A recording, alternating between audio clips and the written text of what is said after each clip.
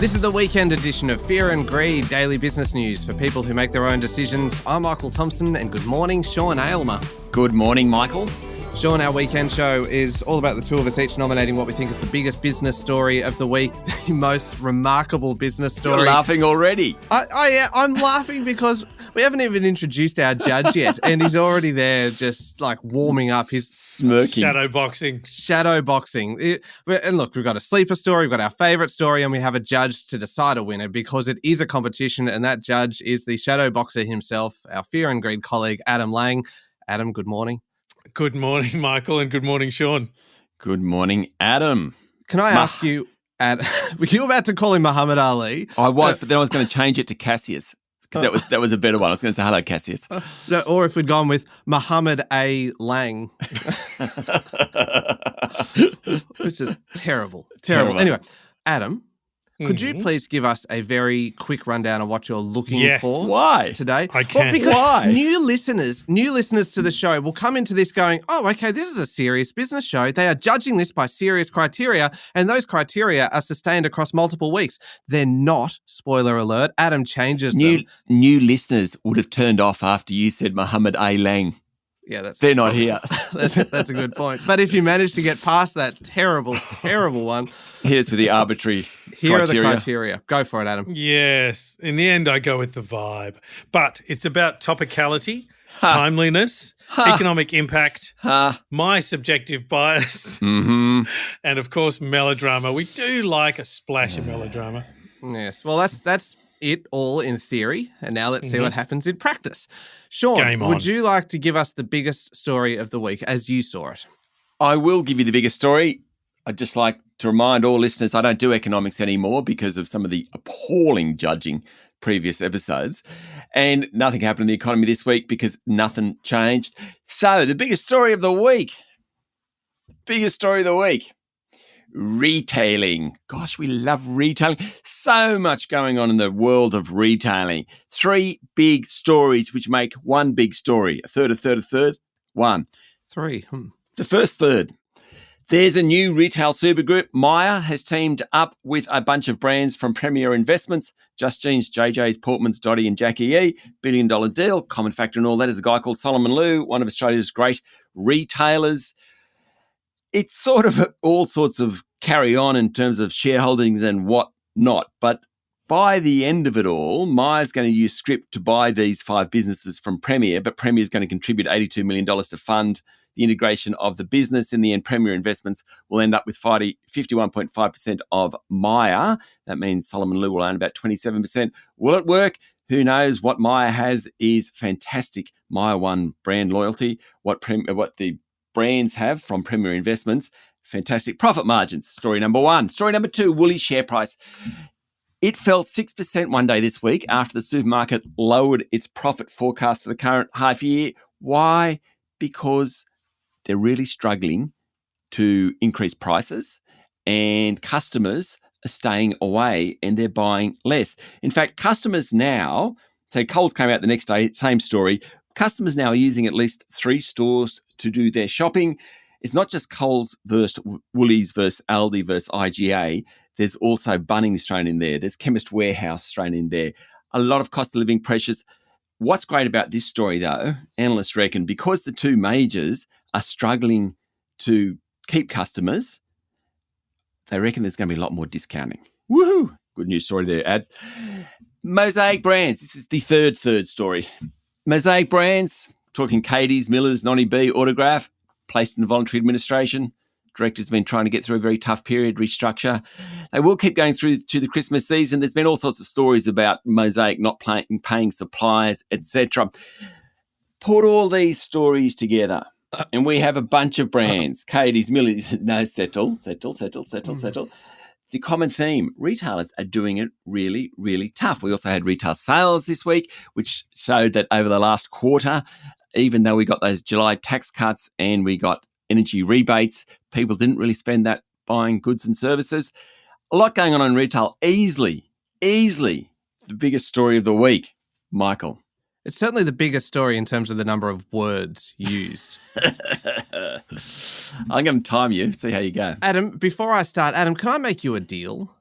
Oh, here we go. Okay, a retail type deal. I just want to make you a deal. I'll make you an offer here. Sean took so long with his story just then.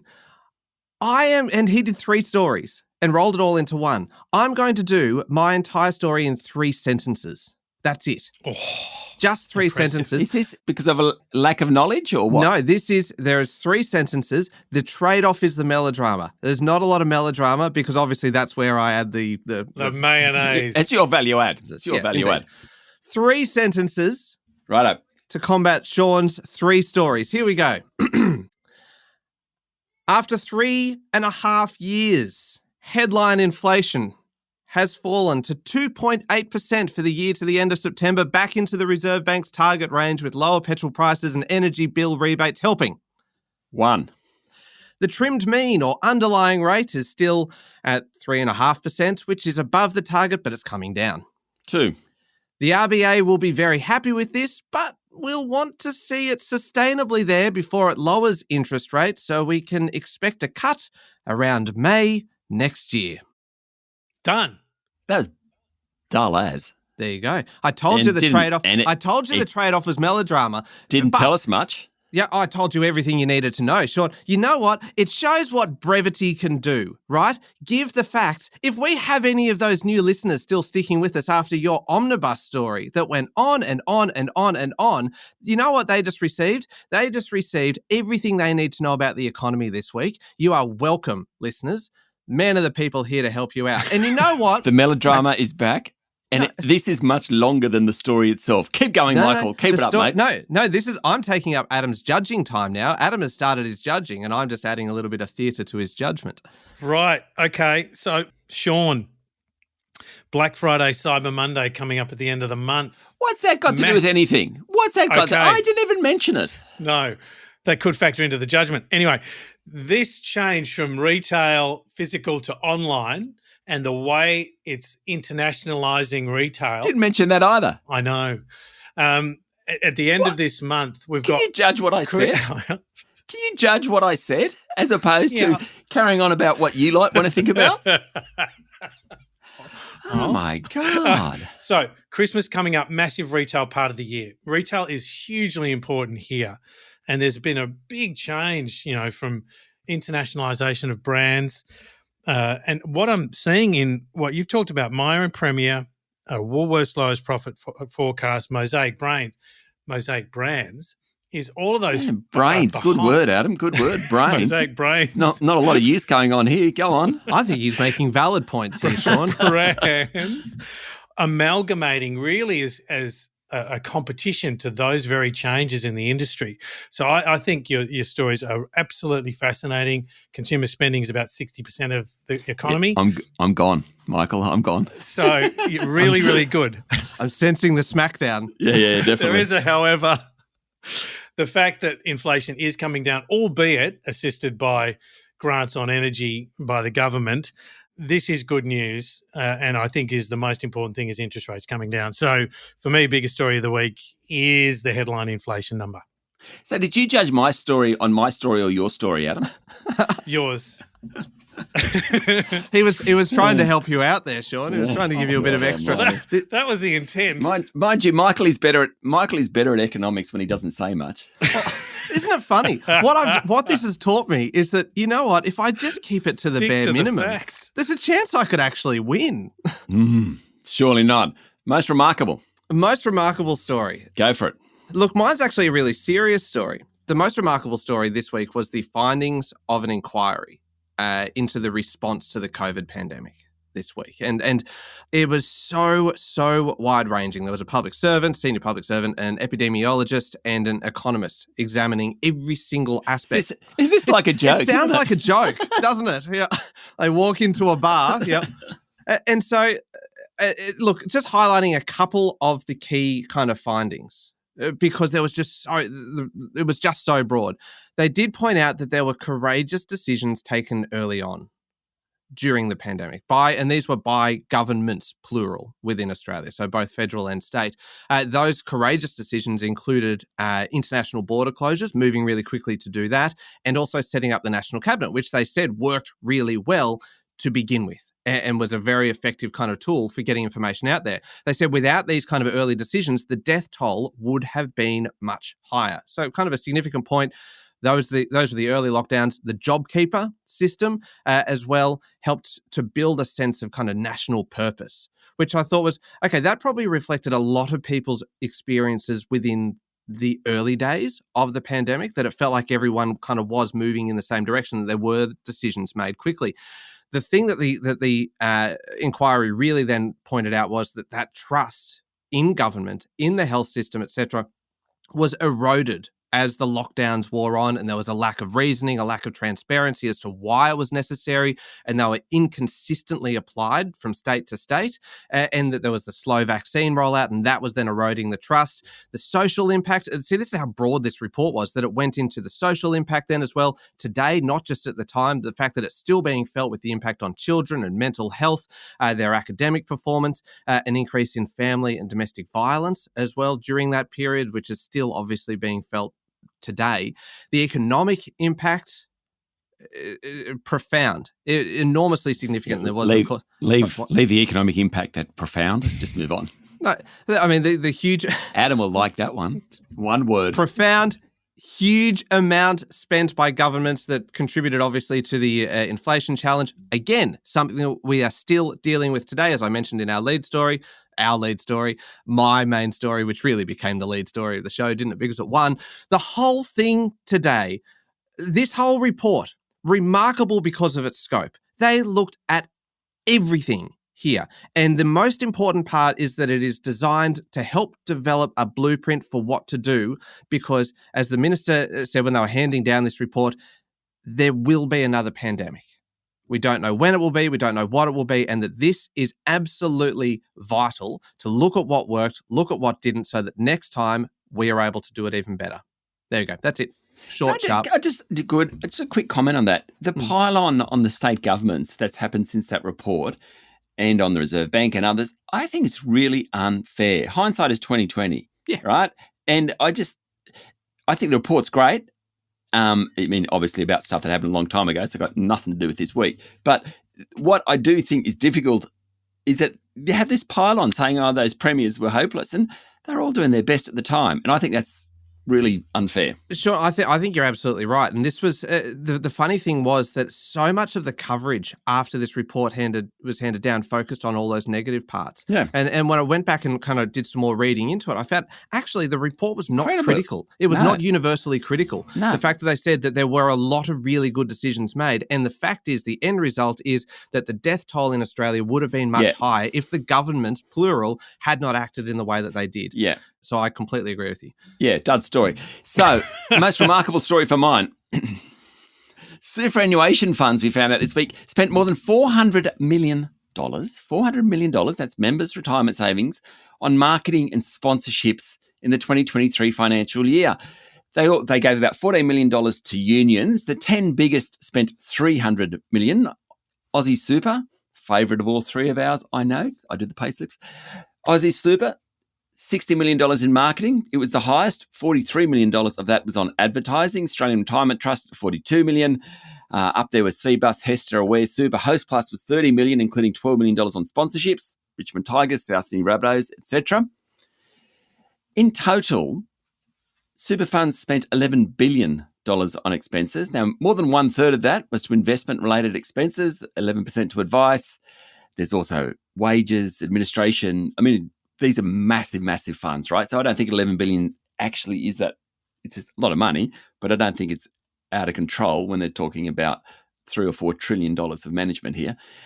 About 5.5% of that was marketing, advertising, and sponsorship. So I think that's probably the measure that you've got to think about. APRA is trying to crack down on inappropriate spending by super funds. Now, the funds themselves said that advertising and sponsorship deals are cost-effective ways of increasing their size and customer engagement, which in turn benefits members. Definitely truth in that, because super funds have been merging over the past few years, because once there's greater size, you get economies of scale. It does help members. So this isn't just, oh my God, they've spent $400 million. What a waste. That's not fair, because it does actually give them economies of scale. The Association of Super Funds of Australia Chief Executive Mary Delahunty Hey, been on the show a few times. She said marketing spend, when managed effectively, improves members' financial positions by helping them make more informed decisions. Pretty good argument as well. The spending also helps funds compete, communicate, and deliver value in a free market environment, according to Ms. Delahunty. True. But the bottom line, $400 million in spending on marketing is a remarkably large amount of money. I can't decide where I'm falling on this story, whether it's money well spent or not, and I think it's great that the regulator is keeping an eye on this. I can't decide myself whether I'm happy or not happy about it, because I actually think the super funds have a very valid point, because if you can get more members in, you do get economies of scale, and that actually does lower costs longer term. Anyway, remarkable amount of money. Adam. Yeah, it's a huge investment. And Sean, to your point, I think there's an element you started with me again, Michael. I'm in trouble. Well, yes. we knew where this was going, didn't we? We did know where this was going. Yeah. Go on, Adam. Sorry, we interrupted. It is a remarkable amount of money. There's an element too, I think, of financial education. Now, I know that's probably not an obvious link, but it is great. We have this asset in this country over the last 30 years or so of superannuation. It's magnificent. It's changed the country's financial health. And I see it as part education. So I win? No, you don't. COVID report is so exceptional. Courageous decisions taken early on. And, we can all be grateful for them now, and we can learn from what we could have done better. So I think it's such an exceptional thing. It is a remarkable report and remarkable story of the week for me. Do you know what that is, Sean? A key for you to gloat? No, it's not. I thought you would have learned by now that I'm not a gloater. I will just point that to the scoreboard. It's the grin on your face, the sparkle in the eyes, the swagger, the shallow breathing, and say it is 2-0 right now, which is a landslide. Which, you know what? Mm-hmm. I don't hold out a lot of hope for the sleeper story. So only because you know what's going to happen now. You're going to get a pity point here, Sean. Yeah, I know. Adam does that. If you're down zip 2 at the break, now you're taunting me away from even considering that. I mean, let's face it, inflation versus shops and COVID versus whatever the thing I was talking about, super. I mean, I never had a shot in either of those two. Yeah. So having said that, thank God. In the past, Adam has been willing to make it 4-0 against me. Bit arbitrary. So there might be an opportunity here. All right, quick break, and we'll come back with a sleeper story.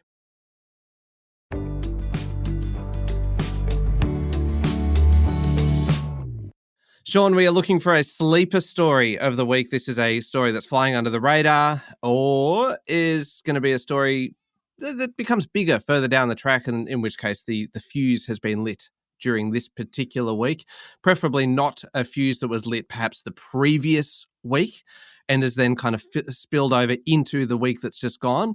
What's your story, Sean? My story is, I was going to say about Pandora's box, but I don't think I will say that. It's actually about the Qantas upgrade saga, which is opening a Pandora's box of issues for politicians, for senior executives, for Qantas, all sorts of issues. Joe Aston, a former columnist at the AFR, lit the fire, so to speak, when he released his book on Qantas. It infers that Anthony Albanese, the Prime Minister, rang Alan Joyce and asked for upgrades when he was Transport Minister. The Prime Minister's office eventually this week said Mr. Albanese never rang, text or emailed Mr. Joyce for an upgrade. But it took about 4 days to get there, and he equivocated about it non-stop. That really lit things. Later in the week, opposition leader Peter Dutton, who'd been attacking the Prime Minister, conceded his office had asked Gina Rinehart's office to use her company's private jet to travel from Queensland to Sydney to attend a Bali bombing service earlier in the year. Mr. Dutton said he couldn't get a commercial flight. The government refused a request for a RAF plane, private charter unreasonable, so they rang Gina. Now, the main attack dog from the opposition has been Bridget McKenzie, the opposition transport spokesperson. That's exactly what you'd expect. Later in the week, she actually had to go and check with airlines just in case she had received a few upgrades. Mr. Albanese came out, he was talking about greater transparency and trust. This whole issue of the perks of office is huge. This book has lit a fire. It's interesting. I went to the book launch during the week, and Joe was interviewed by James Chestle, who's the editor-in-chief of the Financial Review nowadays. Plenty of media types around. Really interesting, some of the fund managers and those sorts of people were around. And basically, I've known Joe for many years. He's an incredible author. I was wondering who his sources were. So there I was looking at people, and a lot of people looking very sheepish, I must say. But but they showed up.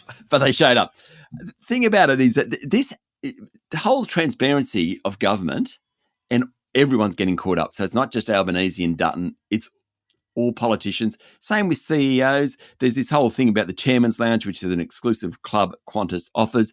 I have no problems with the Chairman's Lounge whatsoever. If that's just Qantas, if thinks it makes business sense to offer important people member of the Chairman's Lounge, good on them, whatever. But this thing about perks and whatnot, I reckon this is going to go on right up to the next election. Sleeper story, Michael. Yeah, it's a good one. Dismissive. No, look, I'm not openly dismissive. Unlike you, a very quick one for me. A sleeper story that is stunningly brief. Here we go. The fact is, 3 sentences. I could probably actually do it in 3 sentences. I don't know. No, I'm not going. Don't count them because it might be 5. I don't know. Or 6. It just depends on how much fluff I add. It could, and don't count these either because these are preamble sentences. Okay. Buy now, pay later is back. That's the heading. That doesn't count as a sentence. Zipco. Don't make that face at me, Sean. Where'd it go? It went away. No, it's been growing non-stop. No, it hasn't. Last year, 2023 was a terrible, terrible year for buy now, pay later. Throughout the year, on various occasions, applications for buy now, pay later dropped by as much as 25%. All right? We had multiple operators collapse. We had Laybuy, which was one of them, LAYBUY, and then OpenPay as well. We had operators collapsing. The sector was in trouble. It is rubbish. Back. It has been in trouble. Like the fact, I've just laid out the facts. You cannot argue with cold, hard facts. Anyway, that's not. Yeah, I'll let you talk. Let me keep going. Zipco has been the best performing stock of the ASX 200 over the last 12 months. It is worth 10 times what it was worth a year ago when buy now, pay later was in the doldrums. Right. It is quite incredible. It is a comeback.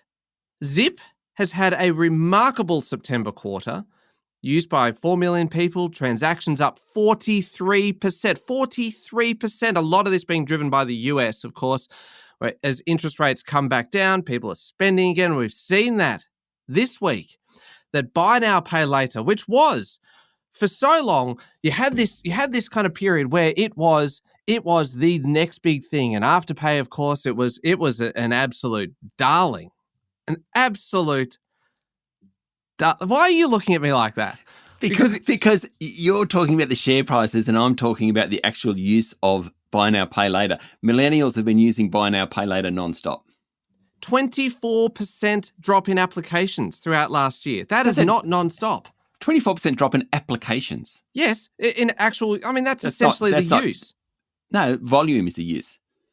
I can get the volume figure. I just got one headline.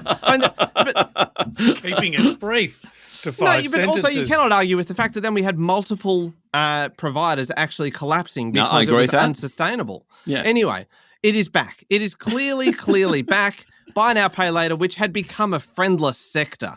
Oh, yes. Maybe one friend, Sean Aylmer, but everyone else just hated it.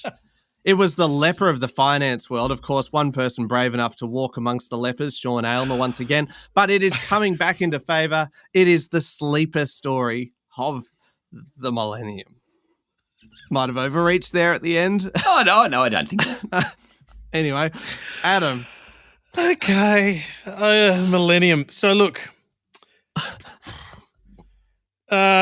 Sean wins in a vexed category because both have lineage to previous weeks, of course. But I think buy now, pay later, it's been a progressively growing story over the last 12 months. Michael, 12-month window, it is an incredible recovery. What a great Australian story too. But Joe Aston's book, The Chairman's Lounge, was released this week and the challenges got deeper.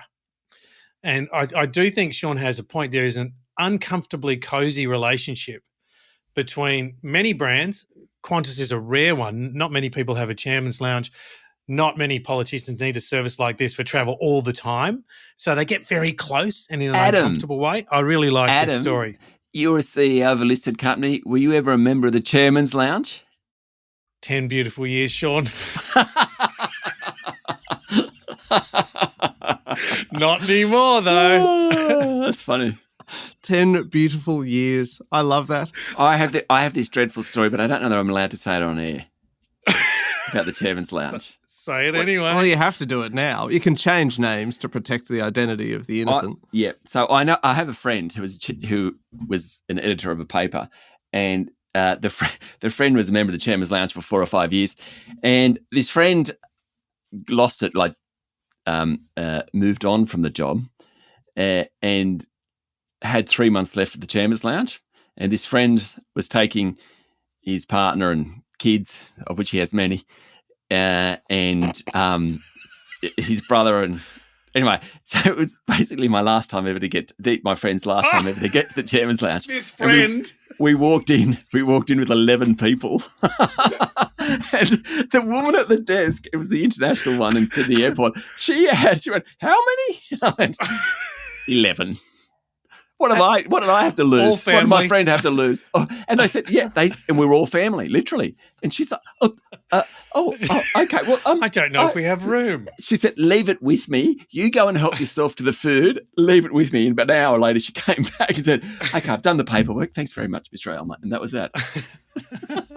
This friend was called Mr. Aylmer. Yeah, it was a friend. That is extraordinary. It was very funny. And I feel slightly bad that I did it, but I've admitted it now. Moving on. Sean wins. Not just for that last anecdote either. Yeah, that was great. All right.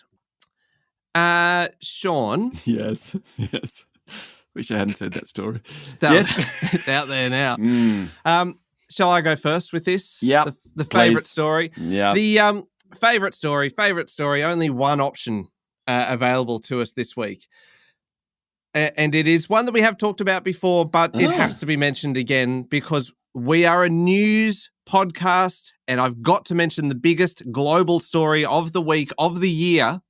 The US election is finally here. The melodrama, the theatre, but the theatre. But at its heart, a vitally important decision to be made. The leader of the free world, the leader of the world's largest economy, the polls. Here we are, a couple of days out, and the polls are extraordinarily close. It is staggering. Who knows where it'll end up? But we need to talk about Donald Trump in a garbage truck because that man has mastered the photo op, hasn't he? Like it is quite extraordinary. When you think about, if you had said, could any other politician have pulled off appearing in a garbage truck and not have it reflect negatively on your campaign? It's the kind of thing that any media advisor would be, no, do not stand near a garbage truck. Do not stand near a garbage truck. People will associate you with a garbage truck forever. Instead, he's not just standing near it, he is driving the bloody thing. It is quite extraordinary. And it started obviously with a comedian. And this is how amazing this campaign has been. And the way that these things have just been turned around started with a comedian at Trump's Madison Square Garden rally, which was an extraordinary thing in itself this week, where the comedian called Puerto Rico garbage. Joe Biden responded. Joe Biden, right? Is he with us still? He's still Joe Biden. Well, you wouldn't have thought so. And isn't this funny that he had been silent for so long, months and months and months, then finally pops his head up just in time to make a gaffe, right? 4 days out from the election or whatever it was, where he said that Trump's supporters were garbage. So Trump then got himself into the garbage truck saying, no, they're not garbage, they're Americans. And that basically sums up this entire election campaign, right? We've got rallies, we've got gaffes, and we've got photo opportunities. It's been light on policy. It's been big on personality. We've had 2 debates, two candidates from one party, 2 assassination attempts. Joe Biden's intervention after months of silence probably says that they did make the right call in shifting to Kamala Harris. Is it going to be enough? We will find out on Tuesday, US time. It is my favorite story of the week because we are finally there. And this week kind of summed up everything. Anyway, Sean, over to you. So I think that's the biggest. I should have dropped my retailers and done that as the biggest story of the week. Potentially. But it is definitely not my favourite story of the week because I reckon most people are sick and tired of it. So favourite is the one that you really like. The US, and I love US politics. I follow it, but I'm going to detox on the weekend. I've had enough. I don't like it. Actually almost makes me angry what's going on. So it's not a favourite story, Michael. Mine, however. Stop. Adam, do not nod at Sean's points. And what was worse, I just need to describe what happened just then. For anyone who kind of obviously isn't in the studio with us, Adam nodded. If there's anyone out there that's not in the studio with us, this is for you. Yes. And then he picked up his pen. And he made a note. How dare he? Well, yes, how dare you? After Sean made a point about my story, you changed my score. I have seen you, Lang. I have seen you. Muhammad A. Lang, we have seen you. My favourite story, which is actually a favourite story, like something you should be happy about, is all about the crisis at Starbucks. Now, sales at the world's biggest coffee chain are down. Fewer people coming into stores. Group's share price hardly moved this year. Well, it went down, then it went up. The problem, according to the new CEO, a guy called Brian Niccol, this is his list. Experience is transactional. Menus are overwhelming. Product is inconsistent. Wait is too long. Handoff is too hectic. Few others added. $8 lattes. Other coffee shops around. 8 ingredient drinks take too long to make. A third of orders are mobile, meaning those that when you walk into a Starbucks and you order, you have to wait way too long. I then went and asked what the biggest possible Starbucks order was. And I'll give it to you, and I'm trying really hard to do this quickly.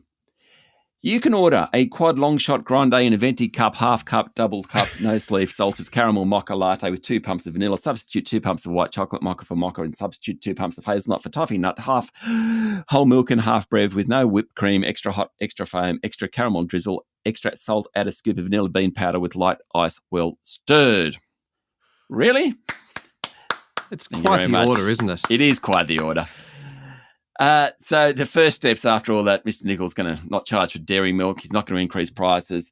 His goal is people being served within 4 minutes. But I kind of like this story of Starbucks at some point waking up to itself and realizing all this crap that people order actually isn't very good for business. And the fact that he's going to make that easier, I just think it's I once went to a coffee tasting at Starbucks in Seattle. Ugh. No, it is. That is right. So when you you get a glass of wine and you sniff it, coffee tasters snort it. Oh, and I'm not gonna make the noise, but literally. So you're walking around, and there was this guy who was the chief coffee taster, and he's going, the noise, snorting noise. Go the next one, absolutely off-putting. Anyway. Crazy story. Favourite story of the week, Adam. Oh, geez, that's a good story. I really like this CEO at Starbucks. I think that is awesome, the way he's come in very clinically going, here are the problems we need to fix. I think that's just terrific as a business story. But the scale of the impact of the US election has to get it for me. So well done, Michael. It's 3-1. a landslide. That is a landslide. May I ask the points as well? God, please don't let it be that rare kind of anomaly where suddenly Sean has beaten me on points. Because But even before Adam tells us, it's also, if 3-1, so you expect to win by 6 or 7 points. So when it comes in, there's like 2 or 3 points difference. It's just disappointing. Or it's a dead heat. Yeah. How? Yeah. Well, okay. So it's 90 points to Michael. It should have been higher. Sorry. You won. Take the win. 90 points to Michael, 87 points to Sean. Ugh. All right. I'll take it. You know what? A win is a win. That is good news. Thank you very much, Adam. That is, you know what? Good judging. Thanks. Thank you, Adam, for your contribution. Today, this week, I've done a good job. Thank you, Michael. You have indeed, and thank you, Sean. Thank you. Though I'm just upset that inflation and US election and massive COVID report, how can they win? Unfair. Based on the ever-shifting criteria, they should have been severely punished. That's right. Goodness me. Mark it on the calendar. I reckon this is the first time that the criteria have actually been applied. Because you won. Yeah. Oh, golly. Anyway, look, make sure you're following the podcast and please join us online on LinkedIn, Instagram, TikTok, Facebook and X. I'm Michael Thompson. That was Fear and Greed. Have a great weekend.